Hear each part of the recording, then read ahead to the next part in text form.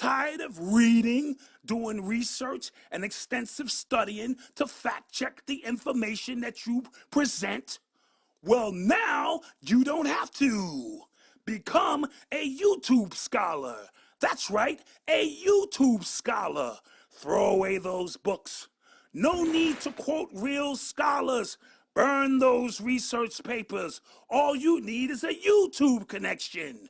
Watch YouTube videos at night, in the daytime, during breakfast, while you're on the toilet. Impress your friends with information you really don't know. After 100 videos watched, you are now a YouTube scholar. To sign up for this program, dial 1-800-WHY-STUDY. That's 1-800-WHY-STUDY. But wait, there's more. Log on to shopurbanx.com to pick up the latest in urban apparel.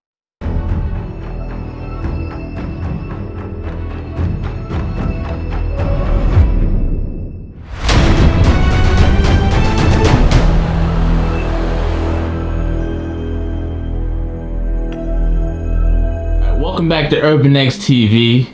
We are back In the flesh. Malcolm's here. Black Dad is in the building. In the mix. This comes after a lot of requests. Yes. A lot of people have been wondering where we were at. We ended the podcast a few weeks ago, like a month ago, right? About a month ago. And a lot of stuff has transpired since, and people wanted to get your take on it. And initially, you were not with it. Yeah, I mean, if we're talking Nipsey Hussle. Yes. So it's a very sensitive, multi-layered conversation that you have to be ready to have. Yeah. If we're talking about delving into aspects of it that can give us, lead us to some truth, right, or some clarity.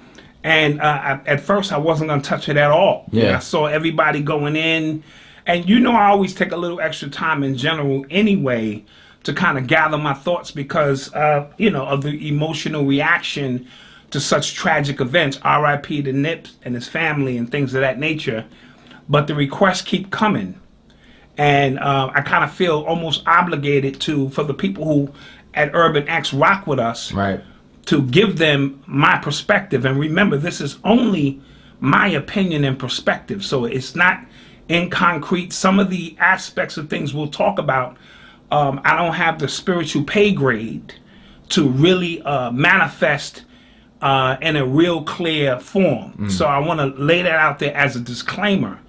But as we do, our platform is for our opinions and how we see things. Right. So I'm willing to, after careful consideration, to at least touch on the subject. So here we go. Okay, so I guess we start from the beginning. Yeah. When we first initially heard that Nipsey Hussle was killed, I think it was a Duke basketball game going on. A lot of people on the timeline, that's all they were talking about. Then I saw one tweet, like literally one tweet of somebody that was from the scene and said, "Rest in peace, Nipsey Hussle. He just got shot and killed." And I felt like right after that, then everybody started picking up on the story that he had just been shot. Hopefully he's okay. I kind of knew it was over when I initially heard it because I don't know, just something didn't sit right. Didn't sit right. I kind of knew he had passed already. And then once the news did come out that he passed, obviously all the conspiracy, Dr. Sebi documentary, that had to be the reason why the government killed him. That's what happened. It was military style, and people were convinced, like it was fact already, the way people were talking about it. So I wanted to get your take on that. All right, let's go to the beginning. For a whole year, we've been doing podcasts, and we've been telling you in our podcasts that these algorithms are very dangerous. Right. As a matter of fact, I posted something on my Facebook page where now they've confirmed that algorithms control your thinking and have the ability to control your thinking and thought. I say that to lay the foundation because back in the days when you had a thought inside your mind, like you can go, oh shit, that shit don't sound right. This, that, and that. It stayed in your mind. Right. Until you ran it through a series of programs before you spoke it. You'd be like, I think I can speak this because this has some vibration to it of truth.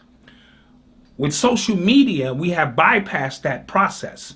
So now what happens is whatever comes to your mind, you immediately tweet it. Right. So now your internal thoughts are external in real time, causing algorithm movement, causing other people who may have thought the same thing to latch their energy onto that and give life to things that shouldn't have life. Right. All right. So that's why I was always preaching, you know, as my elders taught me, think before you speak. Because if you're speaking in an emotional state or you're speaking in a state of confusion, that now has the ability in real time to become truth or appear to become truth. So imagine being able to hear everybody's thought in real time. What movie was that? Bruce Almighty. Bruce Almighty, Yeah. where he became God. Yeah. Morgan Freeman gave him the powers, and you could literally hear everybody's thoughts. That shit would drive you crazy. Yeah. That's what happens when you spend most of your time now in social media. Facts. You are hearing everybody's thoughts. Smart people, dumb people, crazy people, people who are looking to take advantage of a program in place to steer consciousness and thoughts in different places. Right. Remember, we're all on equal plane because we're all anonymous. And I have to say that because as you sat there and watched, you saw this shit move. The Sabi shit took on a life of its own immediately. Yeah. Right? And I want to say this. The Sabi shit was inception. Because before he passed away, you were hearing people attaching death to Sabi's name. I don't know why. So there are two aspects to the Sabi situation that I wanted to, I was concerned about. Fear and inception. Fear because we were already saying, if you do a documentary on Sabi, you gonna die. The amazement and the fear of our people about doing a goddamn documentary was a little confusing to me. Right? Inception because this was put out into the mind stream and the lexicon of the people Months ago. Yeah. Right? So we already had something brewing, which made it very easy for people to do simple math and go, oh, 1 + 1 is 2, and then run with that and say the government killed him because he wanted to do a documentary on goddamn Dr. Sabi. Made no sense to me. Shout out to Dr. Sabi and his legacy. There are already 50 documentaries on YouTube of Sabi's life, his work, unparalleled in what he did and servicing his people in his time. Sabi has transitioned, so I don't know how a documentary, which is going to lead back to Sabi's work, is going to get somebody killed, and he's no longer here to activate that new energy that's coming his way if he's the architect of the formula.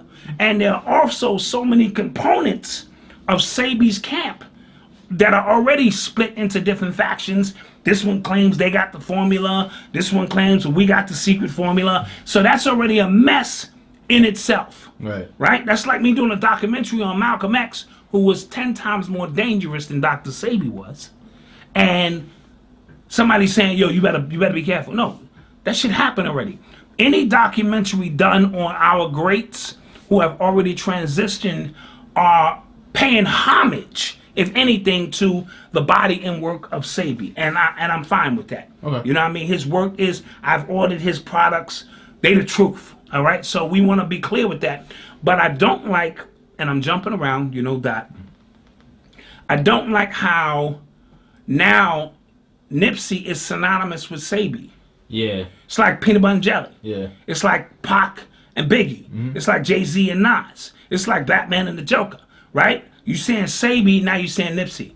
And I think that's a discredit to Nipsey Hussle. I think, yeah, to both of them, actually. To both of them, actually, Yeah. right? Because if Nipsey is who they say he is, and he's done these great works amongst his people, then a documentary should be a footnote in his great works. Right? It shouldn't be the greatest accomplishment you achieved is putting out a film about an elder who has transitioned, and so forth and so on. So people ran with the Sabi stuff first because it was already laid out in the algorithms. It was triggered through the algorithms. Right. So people ran with that. So those who were against conspiracy theory or all this conspiracy that they ran with that, and it created separation immediately, people going against each other to debunk the so-called conspiracy that this was based on Sabi.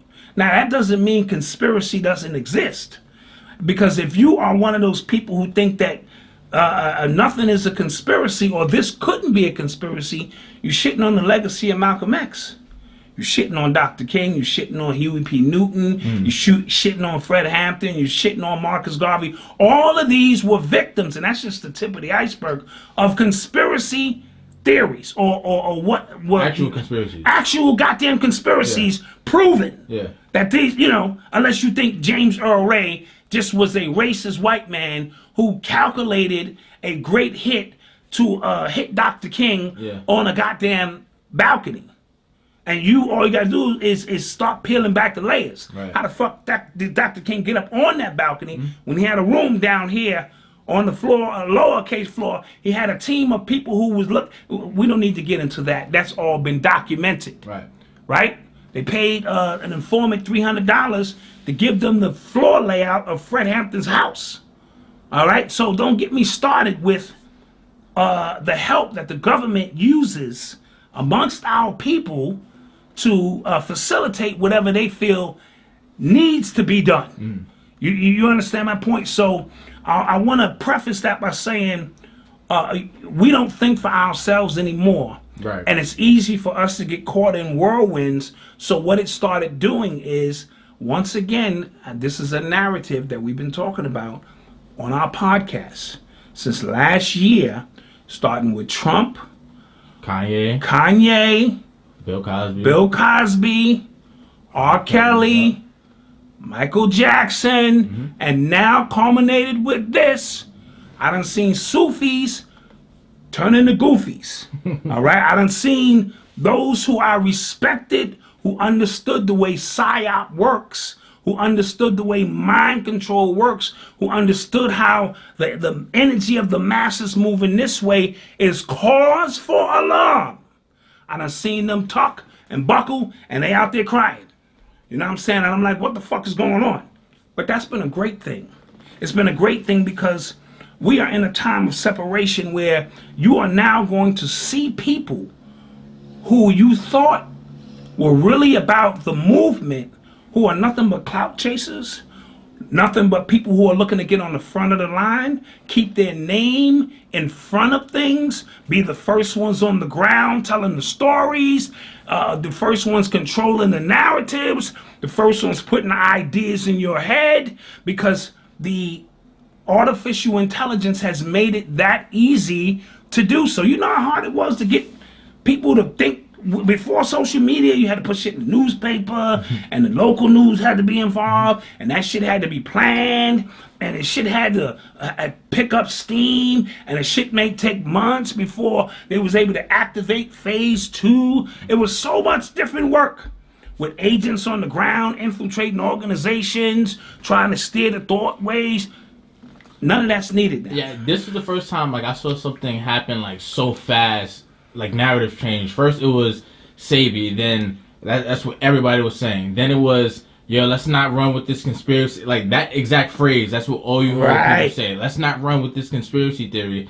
Then when the stuff came out about Eric Holder, then it be your own people. Then it was, you gotta love the hood from afar. Everybody started running with the same narrative at the same time, and it was making you sick. It was scary. I had to get off of social media because it just goes to show once again how far removed our people are from reality, and how easy it is to steer people. Because remember, let me just say this: when you are part of a thought process or groupthink, right? Groupthink is I think a certain way. And most of the people I associate with, based on general vibration, think the same way. Right. So even if we are wrong, at least we have some information to bounce off each other. Like vegans hang out with vegans, in a nutshell, right? They don't hang out with a ham sandwich eating motherfuckers. They're really dumb. What makes a great t-shirt? Is it fashion, fit, comfort? Is it what's printed on the front of the shirt? Whether it's a humorous message, political, or a social statement made to bring awareness to a noble cause? At Urban X TV, we believe that all of those things make a great t-shirt and then some. So we wanted to create a t-shirt line that was a little bolder, a little bit more challenging, one that stepped out of the boundaries. So we decided to introduce to you our not so subtleties. It's one that speaks to the sentiments of what's going on in our environment today. It's one that will spark conversation. So log on to urbanx.nyc to pick up your not so subtleties today, or shop urbanx.com to pick up the latest in urban apparel. We thank you for your support. Peace. So, but social media has changed all of that. So now we're all in one group, whether you like it or not. So it's hard to have conversations of higher vibration with those knuckle draggers. They just straight knuckle draggers. Whatever the media feed them, that's what they're running with. And now you find yourself engaged, right? With people who don't know red from blue, green from orange. They have no general concept of these things. And you're wasting energy and you're wasting time. See, at least when you was with your own group, y'all could kind of, you know what I'm saying, think a certain way, whether it's right or wrong. If y'all thought drinking a cup of Kool-Aid and a media was going to come by and y'all was going to get a ride, y'all was all in compliance with that. Was nobody on the ship saying, wait a minute, nigga, it's Kool-Aid. This shit ain't going to work. Everybody kind of, you know, for better or for worse. Now we are all in one machine, so to speak, and it is controlling thought. It is creating narrative. I gotta say all of that before we even get to the shooting. Or, you know what I'm saying, what actually happened or what we think happened. Now, you know how my brain is hardwired. So first thing I did is look at the date. Okay, we get 31st. Okay, so let's you know, see what's gonna happen from here. I checked his age, 33. Now there are gonna be those out there, so stop with all that number shit. This lecture is not for you. This sit down is not for you, because sometimes it requires a level of geometry and trigonometry to solve problems. But if your capacity for understanding is only subtraction and addition and multiplication, this makes no sense to you, right? This makes absolutely, and if you think your government is not on a higher understanding of how synchronicity works, how numerology works, and how to factor in events to garner benefit on their behalf, then you were goofy. That's it. So this is not for you. You need to just stick with whatever the government tell you happened. This is for those who, under the guise of being conspiracy theorists, are nothing but code word for critical thinkers. Now, I always tell you, I go straight down the line first. You know what I mean? So I go down that line so that I don't begin to waste energy on theories or concepts. So I go straight down the line with math and subtraction and multiplication. Sometimes the answer is not there because that doesn't make any sense, and we'll get into that. Sometimes you then have to go, all right, well, I'm only a level 1 trig guy, so I can only, this is what I mean by my spiritual, above my spiritual pay grade. But if it don't make sense, it don't make sense. So, you know, you run your basic stuff, you this, you that, and you see where it leads. But I was so overwhelmed at the beginning by the Sabi stuff, and then the Sabi debunking, and then the, see, it was just a nigga. Some random nigga just ran up on Nipsey and was a hater and destroyed him. So this is closed. right? Right. There are those who 1 + 1, that's 2. Right. I don't have to look no further than. Then there are those who go, wait a minute, that don't sound right. What the fuck was Nipsey doing out there? You know what I'm saying? By himself or with no armed.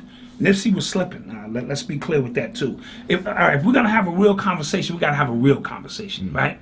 So for those who ready to attack me because I'm saying things about Nipsey that you know are not in agreement with, fuck you. You know what I mean? So let's have a real conversation. So the first thing I said was, what the fuck was he doing out there by himself or with nobody to bust off? That means as a banger, he was slipping, right? They fed us the narrative.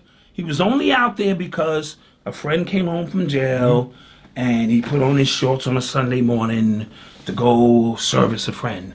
Now we know that that was bullshit, right? In retrospect, this is why I don't speak on things as soon as they happen. Because TMZ put out some grainy tapes.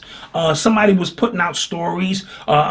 This is what happened on all of this. And most of that shit wound up being not true. So that's why I'm always telling people who rock with us, as much as you want to get out and on the front line and maybe get you some YouTube clicks or whatever, it's not worth it. Because you're going to wind up having to retract all that shit when more information, you do the knowledge first.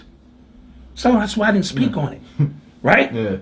So, but in the beginning, I began to say, wait a minute, this is a little strange. You know what I'm saying? This doesn't add up to me. You know what I mean? Or how a so-called what was you going to say? No, I was going to say you also waited because like people's emotions were high. Right. Like even this is like probably like one of the first celebrity deaths like affected me when I was like, yo, like for a couple days. Right. I was like, yo, and a lot of people hitting us up to do something on it. I was just like, nah. Absolutely. So I understood that, but and for me, it's sort of like it gave you how we felt when Tupac passed away. Okay. You know what I'm saying? I cried when Tupac passed away. I was invested in Tupac in the way that I'm not invested in Nipsey. Right. I could name 5 Nipsey songs before his death. And we're going to talk about that and how idol worship, you know what I'm saying, is critical in how things work and how at least Tupac was out front. So if they were manufacturing Tupac as a fake messiah or somebody to control the people, it was out front in advance, meaning he had hit song after hit song after hit song that you could recognize, that you could invest in. His story being connected to the Black Panthers also made him militant in a sense. This is before the death row shit. Right. You know what I'm saying? And it put him in him shooting 2 cops, him getting shot, or you know whatever the case may be, added to his legacy so that when he passed, you felt invested in, you know what I'm saying? He was invested in your struggle, so to speak. Most of the people I talk to Nipsey Hussle about don't know who the fuck Nipsey Hussle is. Outside of LA and a few. Now, I mean, if you into hip hop, you knew who Nipsey Hussle, but I'm talking about grown folks, people just walking the street, had no idea who the fuck he was. You know what I mean? Which is odd in itself that he can have a street named after him in a week. We'll talk about all that shit.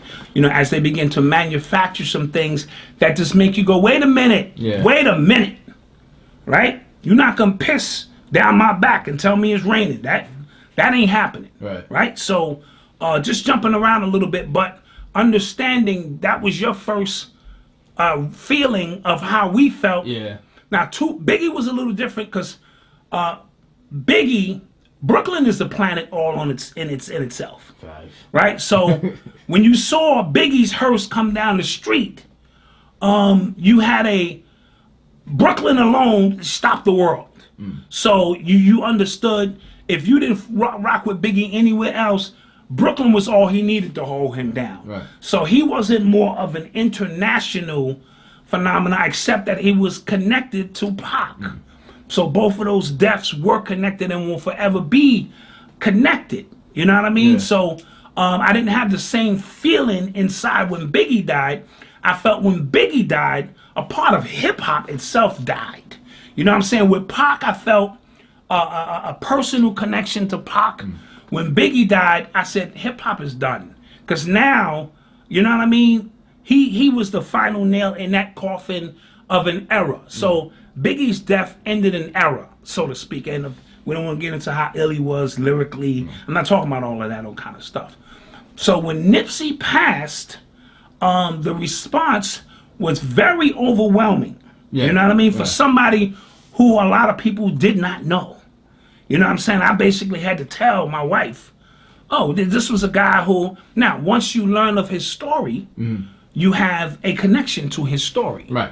You go, wow, you know, because some people were saying, oh, y'all niggas just clout chasing, y'all wasn't rocking with Nipsey when he was here.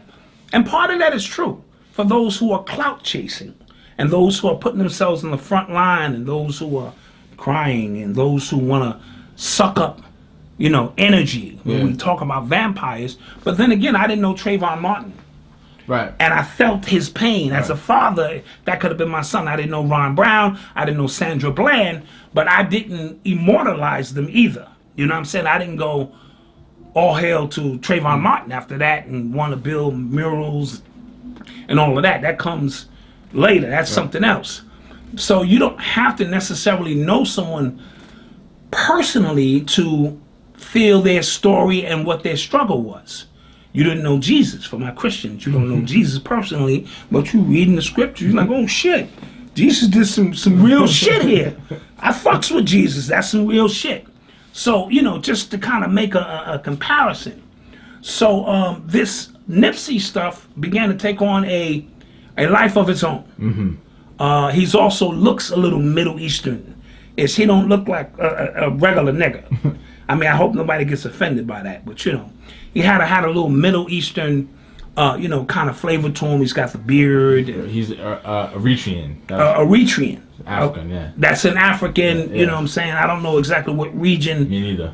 it's in, but, you know, he's, you know. So with that being said, I will say this. A man's works are his works. Right. So I didn't hear nothing but positive things about his works, but I couldn't name 5 of his songs. You know what I'm saying? Last time that I checked, that's the only shit I really know.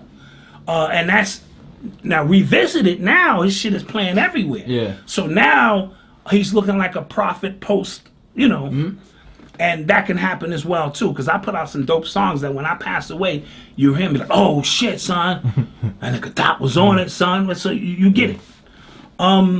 So, but a man's works is a man's works, right? You can donate $100 million to an organization, and if your heart is not into it, the vibration of the currency or the money has a different energy to it. I can donate $100,000 to a cause with my heart and pure energy connected to it, and it resonates differently. So what you were getting, in my humble opinion, with Nipsey Hussle was things that he purely loved, you know what I mean, and gave to his community because he loved, which is the highest vibration that we have here. You know what I mean? So when people say all these other people had more money, and I think it was Daylight who said it. It was real deep. He said, y'all niggas are saying he a real nigga and y'all have more money and more opportunity than him to do the same shit he's doing, and y'all ain't doing it because y'all ain't real, right? So we're talking about somebody who you can't fake your vibration. You know what I mean? Your integrity and who you are. That's why as your dad, I'm always talking to you about your name. You know what I mean? And your integrity, and integrity is who you are when nobody else is around. You know what I mean? And that you do things a certain way so that even if people are talking about you behind your back, and they will, that it has no real vibration and validity to it because you know where you stand with your heart and what you do. So I was sort of getting the energy from Nipsey that that's who he was. Right. That he wasn't doing this for fanfare, that he was literally out to change the vibration of his, you know, of his neighborhood. Of his neighborhood. You know what I mean? Now, there are a lot of people doing that. You know what I'm saying? Slim Thug is building homes in Houston for homeless people. I think with David Banner and Killer Mike and So many other people. My man Marcus Klein, who has a school in Chicago. The list goes on and on and on of people who give their time and their energy in whatever capacity they can. So that's why we would always preach on our podcast, give what you can. Don't be intimidated because certain person can give $1 million and they want to do a photo shoot behind it to really usurp the energy that they, you know what I mean, given. Just do what you can. If you can help 5 children, you help 5 children with all your heart, and there's nothing that can match that. So in a world of fakeness, I felt Nipsey was real. You know what I mean? And this is me just knowing him from interviews years ago. He was talking about colonialism and things. You can see he was a little bit different, or he had been taught a little bit different. Right. You know what I mean? Even amongst wolves, he had a consciousness about him and energy and air. And we all know people like that in our life, like, he's different. Right. Or this one is different. So we all know people amongst us like that they carry the light. You know what I mean? And I kind of felt he carried the light. So I wasn't being disrespectful when I said I couldn't name 5 of his songs. It's because hip hop is so overpopulated now. Right. You know what I mean? It's so oversaturated that it's hard to stand out when maybe Pac was around and Biggie and their song to resonate just differently. And at the same token, we have somebody like Kodak Black who talk about shitting on the party and this and that, whose songs are Right. on mainstream radio every day. Right.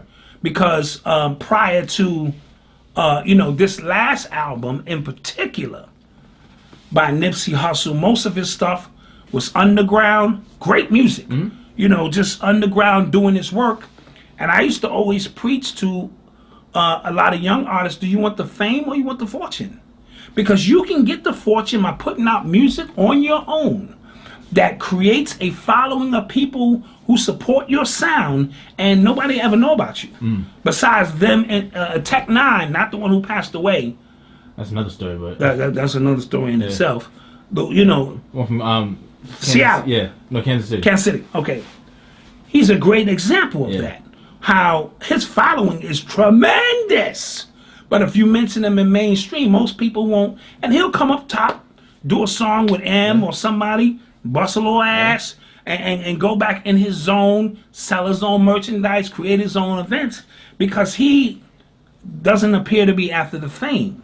He appears to be after, I love the art form, and it can provide me ROI, return on investment.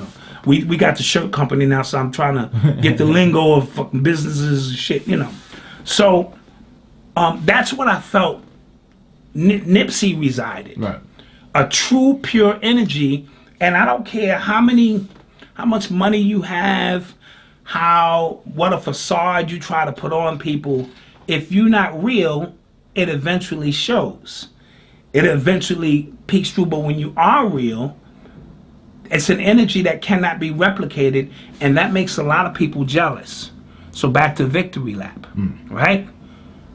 When did all of this shit start happening?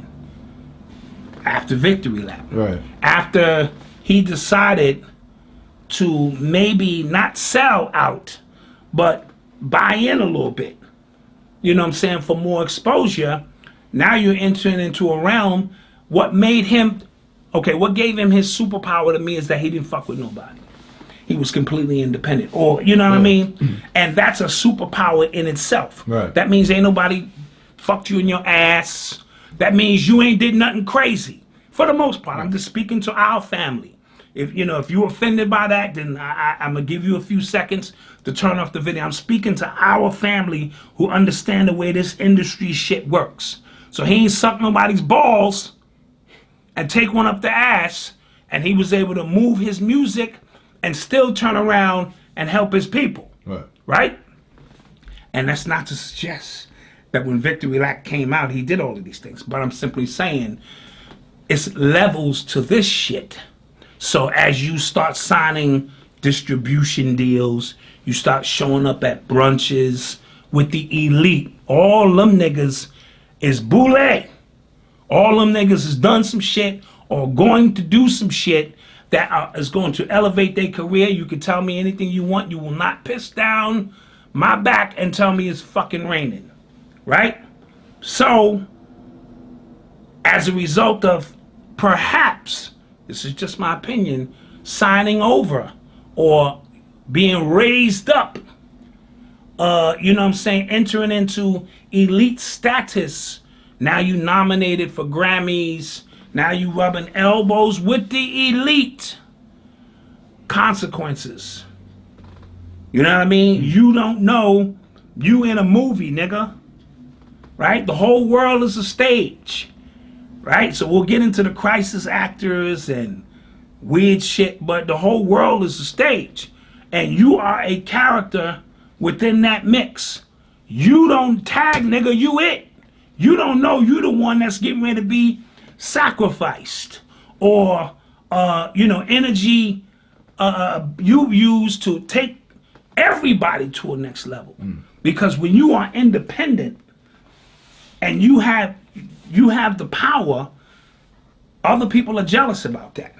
Look at what they had to do to get where they at, and you didn't have to do none of that shit. Right.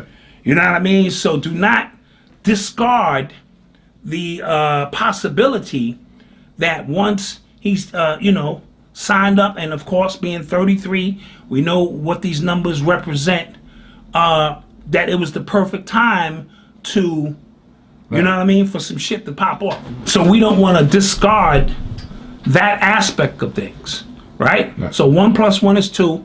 A nigga named Eric Holder, out of all names, Right. which they introduced into your lexicon on when? April Fool's Day. Right. Now let's be clear, you know, right? April Fool's Day, they said, ha, Eric Holder did this shit. You know what I mean? Yeah. Shitty cuz, right? And nobody paid attention to that. March 31st, he makes the transition. Remember, his wife's debut For the movie ATL came out on March 31st, 13 years earlier. Right. Which mirrors the number 31. You get the number 13. T.I. was in that movie. T.I. is still relevant in what we see going on with Kodak Black. 1-800-TIP, just throwing that out there. So understanding, you know what I'm saying, these could all just be synchronicities or coincidences. So I'm not sitting here planting both of my feet on, you see the mathematics and the numerology, because Magic Johnson fucking first resigned abruptly in 1991 from the Lakers, and now he abruptly resigns again in the year 19, right? And that's just a mirror of 91. He resigned because he had what? AIDS, HIV. That's the Sabi connection, because people say he was might have getting his herbs from Sabi. What number did Nipsey wear at most of the games? Magic Johnson's number. So you got the Sabi, Magic, Nipsey connection, all coincidences. But I'm just recognizing coincidence. What's the mirror number of 32? 23. 23. Who wears that number in LA now? LeBron James. And we talked about what? The death of the king, right? We talked about LeBron has to come here and make a sacrifice of some sort. You know what I mean? Because he didn't give no flesh. You know what I'm saying? My wife said, well, his wife was pregnant when they went to Miami and she lost the baby. Maybe that was a part. I don't know. That was just my wife thinking out loud. But she didn't put it on social media and it didn't start trending and people calling her crazy. She just was thinking in her head and said, yo, I'm going to share that with you. Side note, right? So LeBron, we kept saying he's got to make some kind of sacrifice here. He's the king, the chosen one, King James version of the Bible. He's the Christ head. Or so we thought. You see what I'm saying? Maybe LeBron is involved with this shit. I'm hearing that he's the one who okayed the funeral, but that's just speculation. You know what I'm saying? We'll get into that because, again, these are just synchronicities that are worth going away. That's interesting, right? He died 11 days after the spring equinox, talking about Nipsey. Right? Because the spring equinox was on the 20th. He died on the 31st. Right? 11 days from there was the funeral, which was the date of the actual 11th. Right? Or 411. What's the 411? Right? And then they drove his ass to 1111, which is the fucking address Staples Center, yep. of the Staples Center. All synchronicities maybe mean nothing, maybe mean everything if you're dealing with basic math or you're dealing with spiritual geometry. Right. Understanding how these things synchronize up, right? 2 days from today, they got the London Marathon, right? In London Marathon. What was the last thing Laura London said on stage? The marathon continues, right? She was dressed in what? All what? White. White. Yeah. White is a color synonymous with virgins. Guess who's sponsoring the London Marathon? Virgin Airlines or Virgin Finances. Okay, you can't make this shit up. All right, it's just, it could mean something. It could mean nothing at all. Yeah. Just weirdo shit. And I heard she's getting ready to host a new talk show called Life is a Game, or The Game of Life. Yeah, Laura London, she's going to be the host of a new show called The Game of Life, or, Life is a Game, something. Just, kind of rolling some things out there. You got any questions before we kind of just... Also, the 11/11 was a big theme in the movie Us. In the movie Us. Yeah. I don't know what date that came out. I wouldn't be surprised if that shit came out 11 days before the goddamn spring equinox. I wouldn't be surprised. Okay, because there are those who understand the way numbers, the whole universe is numbers. I don't care how you dress it up. Your weight, your social security number, your ID number, what time you got to be to work, the rate you get paid. Everything around you is numbers in some sense. And there are those who understand numbers on a higher level. Let's just be clear. Right. They are sorcerers and those who understand how to manipulate, because magic is nothing but a goddamn sequence of numbers that you understand. You know what I mean? And how, things come together. All right? So, understanding that, we have created a narrative. And I'm going to get back to idol worship for a minute. Because what we are seeing, even with all the great works, we're seeing people act other than themselves. I've never seen nothing like this. Yeah. In my days, I've never seen this kind of response to somebody that 60% of the people didn't know until after he died. Yeah. And you could say, no, he was not a household name. You can say it. Now, if you in hip-hop don't run the world. Right. Let's be clear with this shit. You know what I mean? Hip-hop is a component, a small component of us who think alike and understand the culture and appreciate the culture. Right. This shit went way off the rails. You know what I mean? So we'll end part one right there. You know what I'm saying? As we begin to tap into more parts to this piece. Is that good, or you want to ask some questions? Oh, no, I wanted to talk about how fast everything happened. Like when you talked about him getting the street named after him. Yeah.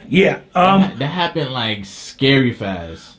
So again, these are signs to let you know that something else is going on. I seen police officers get shot. And it take 2-3 fucking years. Years, yeah. And yet in real time, a petition was signed. And this shit popped. Yeah. I saw police officers give press conferences, and they looked like they was ready to cry. I saw the Mount Vernon Police Department blast his music from the precinct and put up murals. Something ain't. Listen, guys, I've been around a long time. Something is not right. You need to check yourself for a minute to find out if you are part of the problem by giving your energy to things that ain't quite right. Okay, so we'll get into that. Yeah. You know what I mean? Let's get into that in the second half of this and kind of rev it up a little bit, because I got some things that I just want to talk about. Okay. You know what I mean? Peace. Peace.